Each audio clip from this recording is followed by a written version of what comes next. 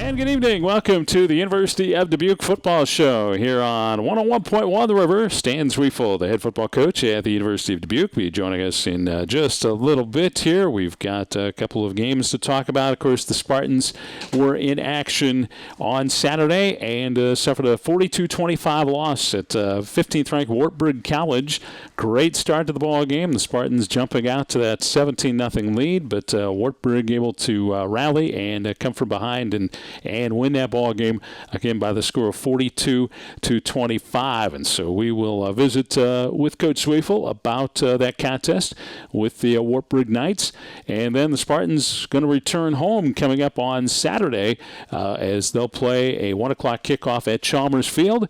They're going to take on the Co-College Co-Hawks, a team that's off to a 3-1 start, and they're 2-0 in American River's conference play. And so that's the next test for the Spartans in ARC play coming up this Saturday at 1 o'clock. And, of course, we'll broadcast the game here on 101.1 The River. The video stream will also be available on the University of Dubuque's website along with that audio as well. So another game week on the University of Dubuque campus as the Spartans try to get win number 2 of the season, get that important first win in American River's conference play.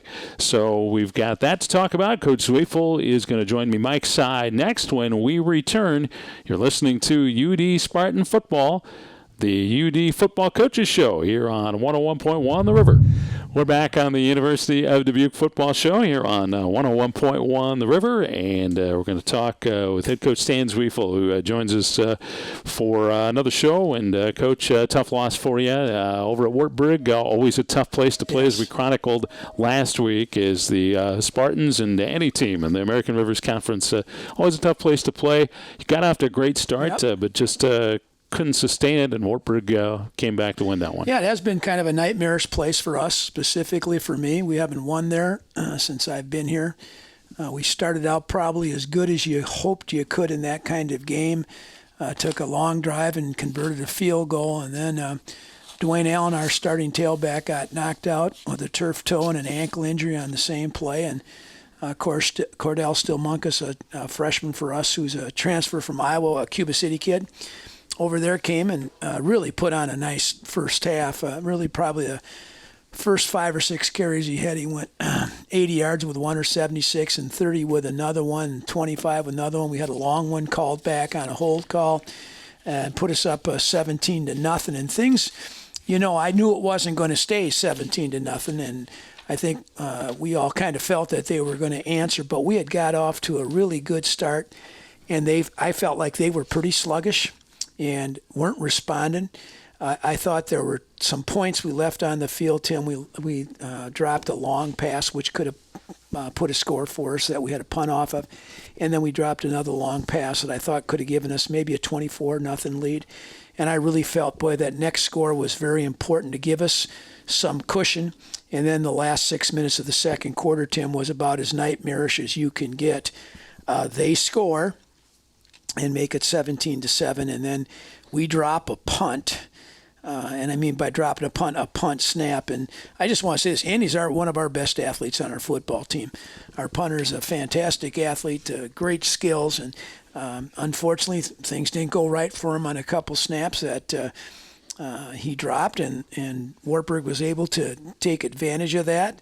We weathered that storm, Tim. Mm-hmm. We prevented them from scoring. And then I'll be danged if we don't fumble the next possession with 2:12 left. And it's really interesting. It was 17-7, and we were discussing on the sideline, should we get in a 2-minute drill or not? And I said, let's see what the first play gets us, and if we get a play that gets us some yards, we'll think about getting in 2-minute mode. Well, the first play netted us 12 yards, and so we have a rally call in our offense where we're going to get back up the line of scrimmage in a pretty quick alignment and run the same play. Well, that's our 2-minute drill. So we get a rally call, have the same play up. Tim, when you see tight copy, it looks like it's going to go for another 12 or 14 or 16 yards, and the ball just happens to drop out of his hands and falls on the ground, and they get it, and they run a double pass. Good opportune time for him, I thought. It's really interesting, Tim, and surely not trying to say anything, but everybody on the sideline is calling double pass when the ball goes out, because you could see it from where we were standing just slow motion. Here it comes. Same way in the booth. Frame by frame by frame. You could see it coming. And unfortunately, our secondary were the only guys that didn't see it coming, and they rushed up to make a play on a kind of a now screen, what we call a now screen, and they threw it over the top, and it's 17-14. Now, I felt like, hey, 17-14, we're still in great shape. Mm-hmm. But you know, Tim, our body language, our body demeanor, their body language, their body demeanor after that play, they'd kind of survived some bullets, and they're back in the game. We had kind of played a pretty good first half, except for the last 2 minutes, and now it's almost tied. So those two things really carried over into halftime, although when we left halftime with our men, I really felt, hey, this is if you told me we're headed 17-14 half, Tim, I'd have taken that. There's no way I would not have taken that part. But as I mentioned, we could have got a little bit farther ahead than we did. Mm-hmm. Their backup quarterback came in and seemed to change the pace of the game. They went to more of a tempo offense, and that seemed to help them out. You know, they've been flopping quarterbacks their first three previous games, and I thought the play that they stuck with more, a kid up from Clayton Ridge, that they stuck with him was he was able to scramble 2 times on his first 2 possessions. And then they kind of changed. Number one, what you said, Tim, they tried to pick up the tempo, but I think more importantly, they did some zone reads with the quarterback, and we were trying to get pressure around the edge, and he was able to step up and make some big scrambles, Tim. And, I think that he played very well. I think he was 22 out of 29, but that's not what hurt us. What hurt us was his rushing yards that came at very opportune times for them and very inopportune times for us. And he played a good game. And that point when we came back at 17-14, Tim, and I know we'll talk about this after the break too, but at 17-14, they had deferred and they got the ball in the second half, and I'll be danged if they didn't go on another 8-minute drive like it happened to us previously and Simpson in those drives, and we just couldn't get the ball. They scored, and then we went 3 and out, and then they scored again. And I thought from there it's going to be really tough because we had lost that lead and down by 10, but we did battle back to give ourselves a chance to put ourselves in an onside kick position.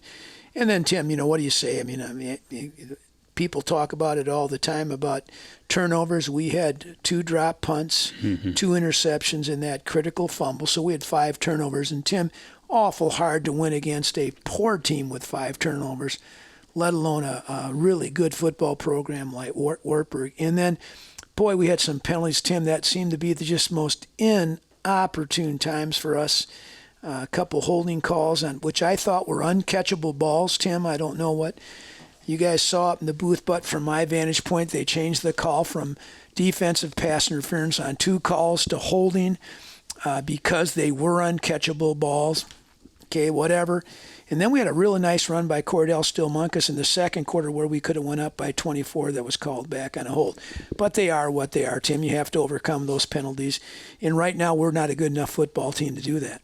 Sean Duffy did throw the ball pretty well. Unfortunately, some receivers didn't help him out. Had some key drops. You mentioned one earlier, but boy, that's really tough to get your offense going when that's happening. We rushed the ball. If you'd asked me to tell you, Tim, what I thought about the positives coming out of that game, boy, we rushed the ball like I thought we were going to rush it all year long. I didn't necessarily know that Cordell was going to be the guy rushing it like that, but he surely was on Saturday. And Dwayne, we just have not been able to get in rhythm at all this year, and we're going to have to do that here pretty shortly because we're in Game 5. I thought that was good. I think Sean was a little bit more accurate this game than he was in the previous games. We had 5 drops, Tim, and so 5 drops out of 28 passes, that's too many. It's not acceptable. They made some nice hits after those drops, but there were a couple we could make plays. But, hey, one of our kids hadn't played in, 4 weeks. He's back out off an injury. He's going to have some rust. It's been very unfortunate for us, Tim. We've had some things that have created some lack of continuity in our offense. Injuries been part of it, all those kind of things. But that's not an excuse, Tim, in any form or fashion. The guy who's playing's got to be able to make the plays. And so Duff did improve, I thought, from the previous games.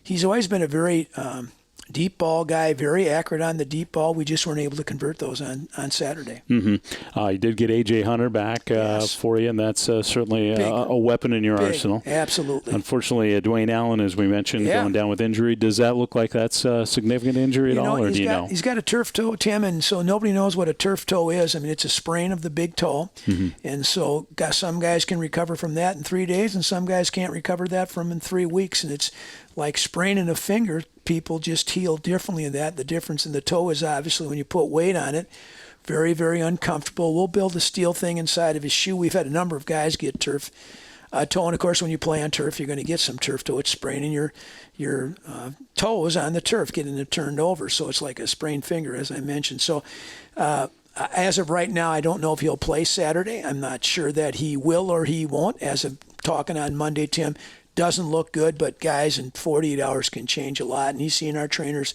3 times a day, and they're doing a heck of a job getting him treated and trying to get him back to be healthy. And Jeremy and Andrew do a tremendous job for us. Andrew Patterson and Jeremy Clausen, our 2 trainers, do a tremendous job putting in time and effort to get our kids healthy. I thought one of the bright spots for you was you made them somewhat one-dimensional, just 97 yards rushing, that was a great defensive effort there. You know, you and I talked the first 3 games. Our inability to stop the run was pretty darn scary. And when you looked at Simpson, it was like, holy cow, are we going to stop the run this year? And we made a couple personnel changes, not a lot, a couple, and then we changed our scheme a little bit. And boy, did that pay off, Tim. It really did. And we did do a heck of a job defense. We put them in short fields with the 2 drop snaps and then with the fumble. And our guys did a heck of a job, and we really did make them one-dimensional. We really did. So I'm hoping we can continue to move in that vein forward, Tim, because if we can stop the run, it's going to pay dividends for us down the last against Cohen the rest of the season. Coach, any other thoughts after your game number 4 with Wartburg College? If you'd have told me we'd be 1-3 right now, Tim, I would have told you I think you're crazy. And I knew that 2 of those first 4 games were going to be really difficult. Whitewater away and Wartburg away, number 3 team in the country. Who knows what Wartburg will be? Top 10 team, probably for sure. So 2 really good teams. And then I've told our guys, I'm not sure that Simpson isn't going to be one of the best teams we played all year. They really put it physical. And did they get after BV? So, I mean, we'll have to wait and see, Tim. There's a lot of the season left. We're going into Game 5. We're 0-2 in the league. We have to get a win in the conference right now, Tim. I mean, it's imperative that we put ourselves back in a situation where we can at least have something to say about the outcome of the conference championship. And right now, we don't.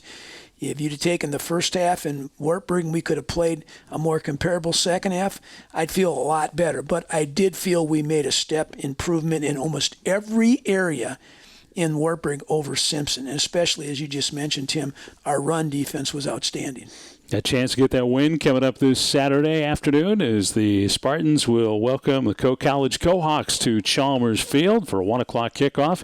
When we return, we're going to talk with Coach Sweefel about the next opponent and more about the UD football program. When we return, this is the UD Football Show on 101.1 The River. And we're back on the UD Football Show here on 101.1 The River from Coach Stan Zweiffel's office here on the University of Dubuque campus. And the Chalmers Field will be rocking on Saturday afternoon as the Spartans take on the College Cohawks. That's a 1 o'clock kickoff, and you can hear the game on 101.1 The River with a pregame at 12:40, and you can also watch the game as well with the video stream from the University of Dubuque's website along with the audio.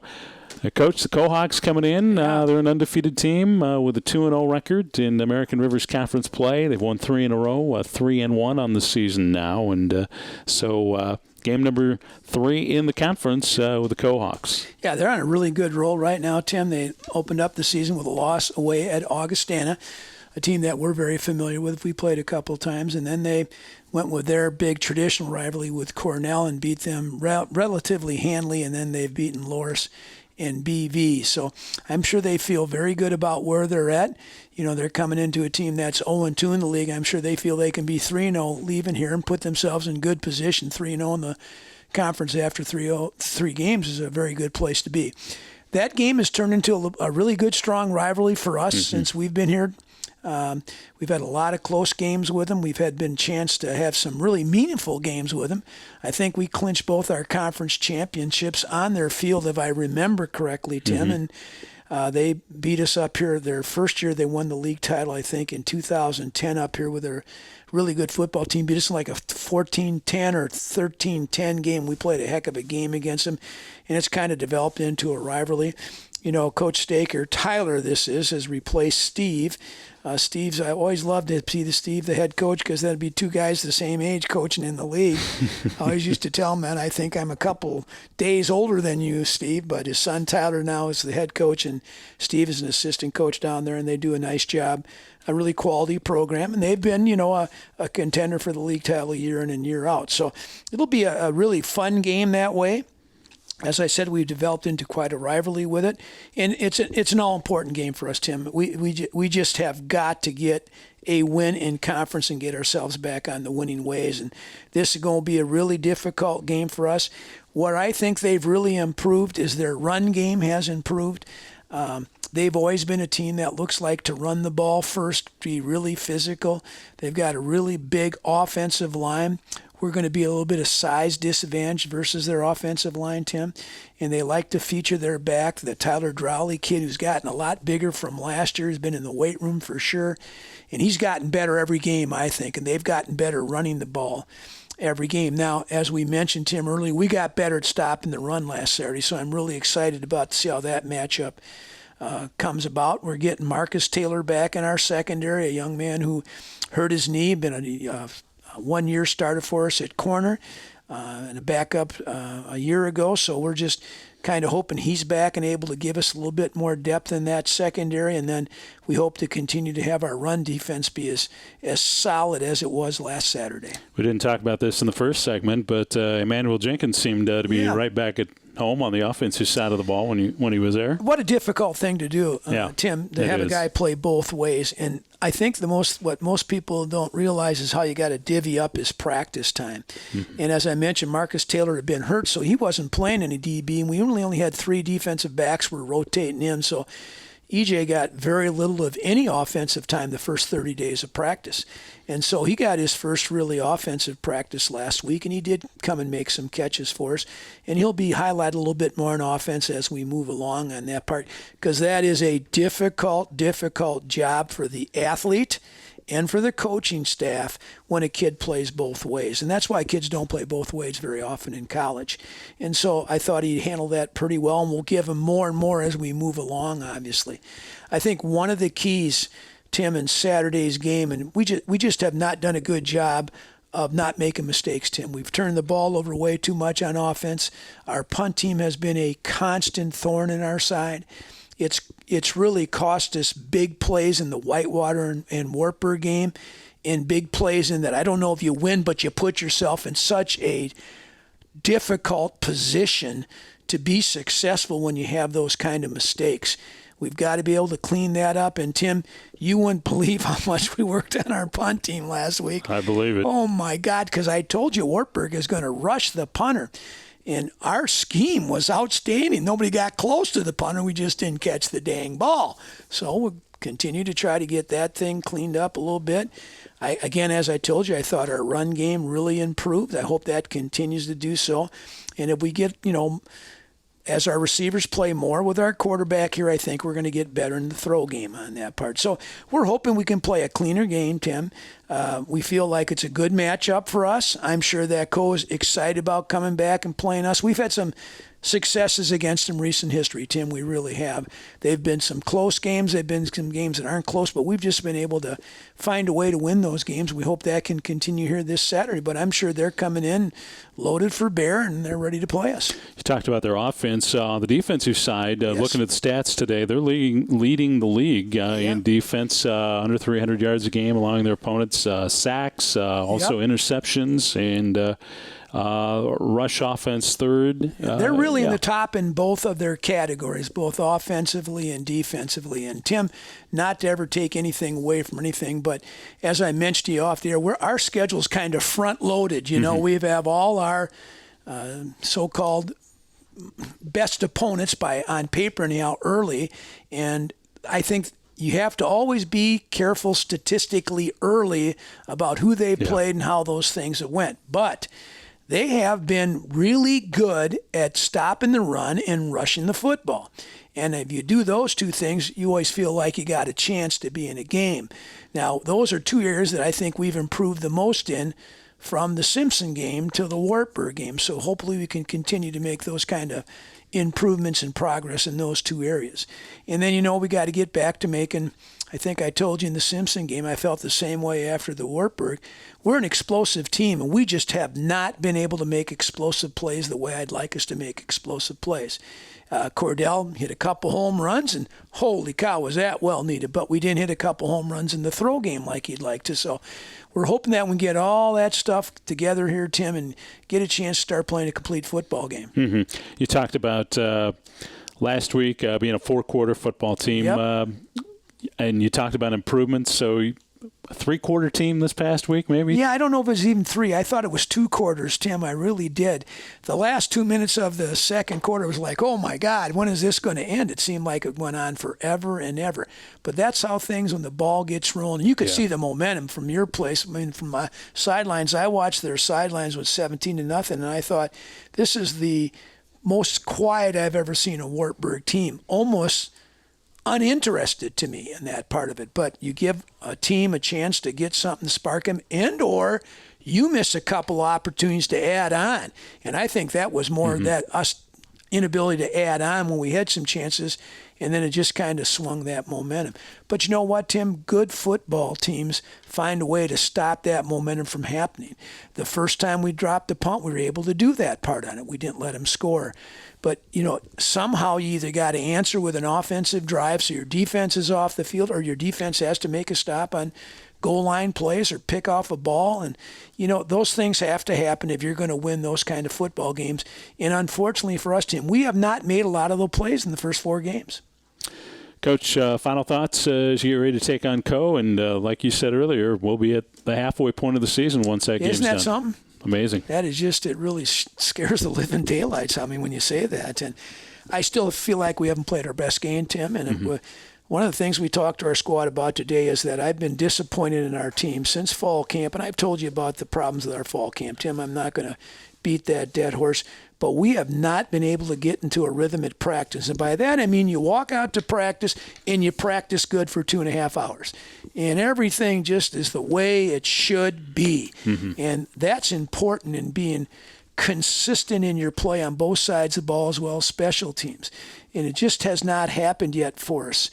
Not to the extent we'd like it. We always like to think that practices are harder than the game, and that's really what we got to strive for this week, is to get back after it, get our nose to the grindstone, work our butt off, be consistent in our effort and what we're doing, no distractions, and see if we can't play a good 4-quarter game on Saturday. Stan, thanks for joining us, and we'll talk to you on the pregame show coming up on Saturday, but thanks for the time Tim. tonight, and good luck with the Spartans. Thanks a lot. All right. Stan Zweifel, head football coach at the University of Dubuque, joining us on our UD football show. We'll come back with some final thoughts and be back after this on 101.1 The River. And we're back for a final quick word here on the University of Dubuque football show here on 101.1 The River. As the Spartans get ready to take on the College Cohawks, just a reminder, the broadcast coming up on Saturday on 101.1 The River, and you can stream the video live on the University of Dubuque's website as well. 12:40 with the pregame and a 1 o'clock kickoff, and it sounds like you better bring your jacket to the ball game. The way the weather's going to be changing, it might be in the 80s today, but they're talking about maybe the upper 50s, around 60 degrees for a high temperature on Saturday. So that word of advice, if you're going to be coming to Chalmers Field to take in that ball game to support the Spartans against the Cohawks. And we'll be back here next Monday night with the next University of Dubuque football show with Stan Zweifel, and they Facebook it live on the University of Dubuque's website as well with the video stream. So that's going to wrap up our broadcast for tonight. Thanks again to Coach Zweifel for joining us, and thank you for tuning in. I'm Tim Larry on 101.1 The River.